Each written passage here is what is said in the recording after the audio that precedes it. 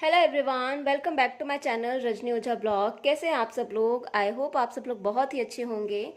मेरे पास काफ़ी सारे मैसेजेस आ रहे थे पेरेंट्स के कि हमारे बच्चे को लेटर्स आते हैं, ए टू जेड वो पढ़ लेता है, लिख लेता है, बट हम उसको फोनिक्स कैसे इंट्रोड्यूस कराएं, कैसे हम वो साउंड्स उसको इंट्रोड्यूस कराएं सो दैट कि जो हमारा बच्चा है वो अच्छे से उन साउंड्स को सीख जाए।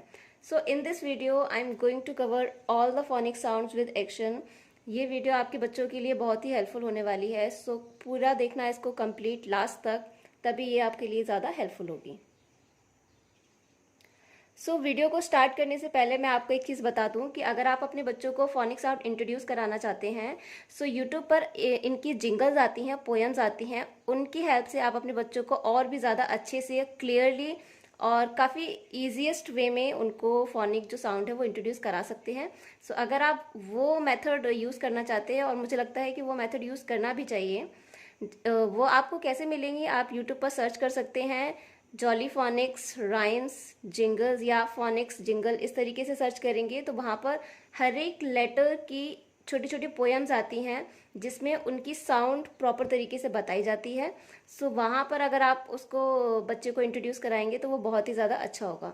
आप एक कर कैसे सकते हैं, जैसे कि बच्चा अगर टीवी देख रहा है तो आप उसको लगा दीजिए वहाँ पर यूट्यूब पर जिंगल्स यानी कि फोनिक्स जिंगल, और वहाँ पर सारी चीज़ें यानी ए टू जेड लाइन वाइज सारी पोएम्स आती हैं, तो बच्चे बहुत ही इजी तरीके से सीख जाते हैं। मैंने भी अपने बच्चे के साथ में ये ट्रिक यूज़ की थी, एंड ट्रस्ट मी, मैंने उसको सिर्फ 2 से 3 बार दिखाई है और वो उतने में ये सारी लेटर साउंड्स काफ़ी अच्छी तरीके से सीख गया है।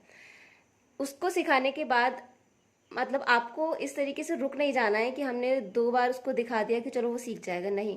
आपको रेगुलर प्रैक्टिस करनी पड़ेगी। वहाँ आपने उसको जिंगल्स बता दिया, अब आपको डेली इन लेटर साउंड्स की प्रैक्टिस करनी है, और वो कैसे करनी है मैं आपको इस वीडियो में बताऊंगी। हम स्टार्ट करते हैं लेटर ए से।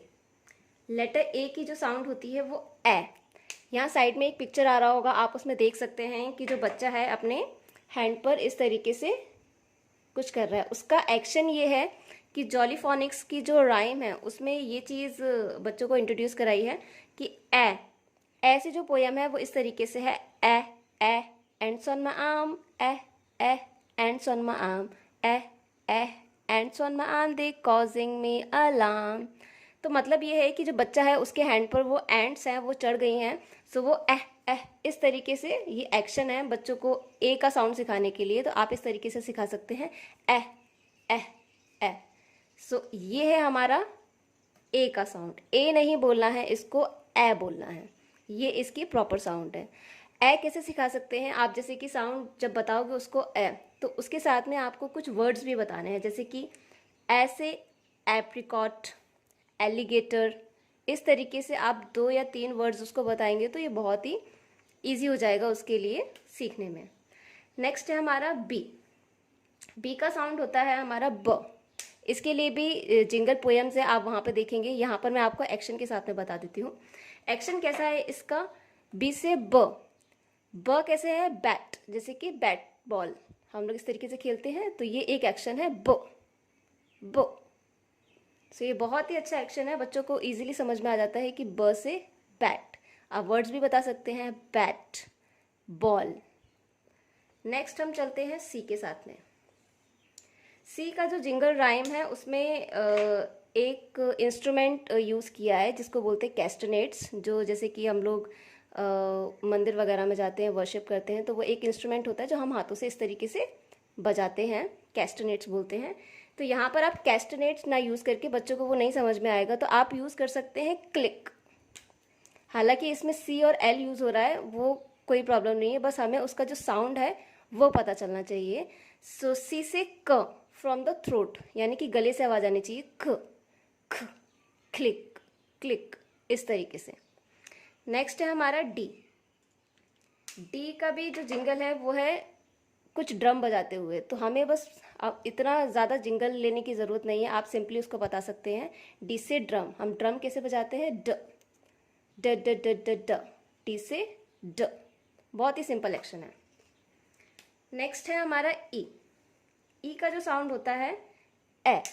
अब यहाँ पर कंफ्यूजन करने वाली बात यह है कि जो ए और ई है उन दोनों का जो साउंड है वो ऑलमोस्ट सिमिलर रहता है, क्योंकि ए का जो साउंड है वो है और ई का जो साउंड है वो है ए।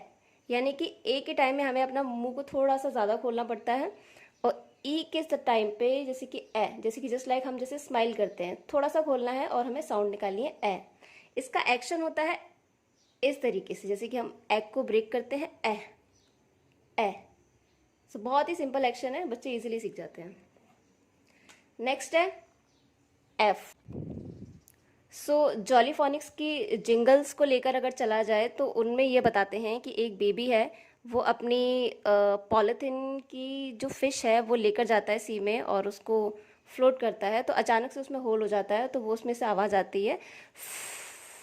आप बलून का भी एग्जांपल ले सकते हैं कि बलून कैसी आवाज़ करता है जब उसमें से हवा निकलती है। तो इसकी जो साउंड है एफ की वो फा ना होके, फा नहीं बोलना है, इसको मैं बोलना है जस्ट लाइक। ये एक्शन साउंड, ये एक्शन आप अपने बच्चे के साथ में कर सकते हैं, जैसे कि बलून से हवा निकल रही है। नेक्स्ट है हमारा ग, यानी कि जी का जो साउंड है वो ग। अब ग कैसे इंट्रोड्यूस कराएंगे?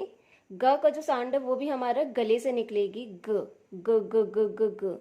आपने नोटिस किया होगा, जिंगल्स के अकॉर्डिंग मैं बता रही हूँ कि उसमें ये बताया है कि जो पानी है वॉश बेसिन से कैसे जाता है, ग ग ग ग ग ग ग ग, इस तरीके से साउंड आती है। आप इसके साथ में बच्चों को एक्सपेरिमेंट भी करा सकते हैं। कभी आप वॉश बेसिन के साथ में खड़े हो जाइए और पानी एकदम से उसमें डालिए तो आवाज़ कैसी आएगी, ग ग ग ग ग। तो एक्शन उसका ये होगा क्योंकि वो इस तरीके से रोल होके नीचे जाता है, ग ग ग ग ग। नेक्स्ट हमारा लेटर है एच। एच की जो साउंड है वो है ह नहीं बोलना है हमें, हमें करना है जस्ट मुंह से हमें हवा निकालनी है। आप बोल सकते हैं बच्चों के कि अपने मुंह पे हाथ रखिए और आवाज़ निकालिए,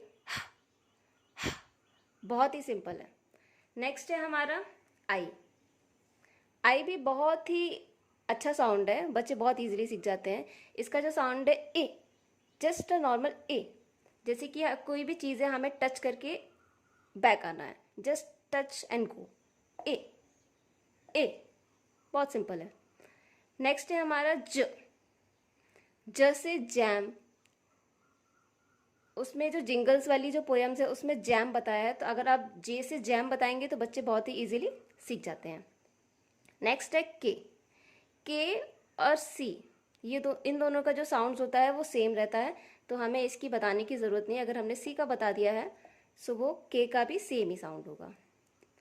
बस याद ये रखना है कि जो इसका जो साउंड है वो हमारे गले से आना चाहिए, इस तरीके से। नेक्स्ट है हमारा एल का जो साउंड है वो है जैसे कि लॉलीपॉप रहती है, लॉलीपॉप को हम लिक करते हैं इस तरीके से। बहुत ही ईजी है, आप छोटी छोटी चीज़ों का एग्जाम्पल देंगे तो बच्चे बहुत अच्छे तरीके से सीख जाते हैं। एल फॉर लॉलीपॉप, तो एल से नेक्स्ट है हमारा एम का जो साउंड होता है जैसे कि खाना बहुत ही डिलीशियस बनता है, बहुत ही टेस्टी खाना बनाया मम्मी ने, तो हम लोग कैसे बोलते हैं, यम्मी। सो ये इसका बहुत ही अच्छा। आप कैसे सिखा सकते हैं बच्चे को इसका एक्शन कि टमी पे हाथ रखिए और बोलिए नेक्स्ट है हमारा एन के लिए जो है वो एग्जाम्पल लेते हैं हेलीकॉप्टर का, एरोप्लेन का, कि जब एरोप्लेन उड़ता है तो कैसी आवाज़ करता है, नो से की आवाज़ आनी चाहिए हमारी। एम का जो है वो हमारे गले से आएगी और एन का जो साउंड है वो हमारे नोज से आएगा।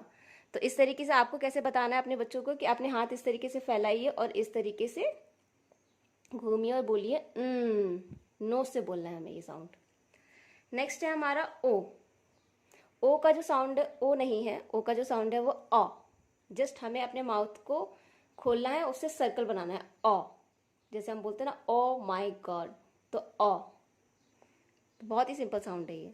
नेक्स्ट है हमारा पी का जो साउंड है इसको हमें पा नहीं बोलना है, इसको बोलना है जस्ट हमें अपने माउथ को थोड़ा सा खोलना है और हवा निकालनी है, टीथ से हमें थोड़ी सी हवा निकालनी है, इस तरीके से।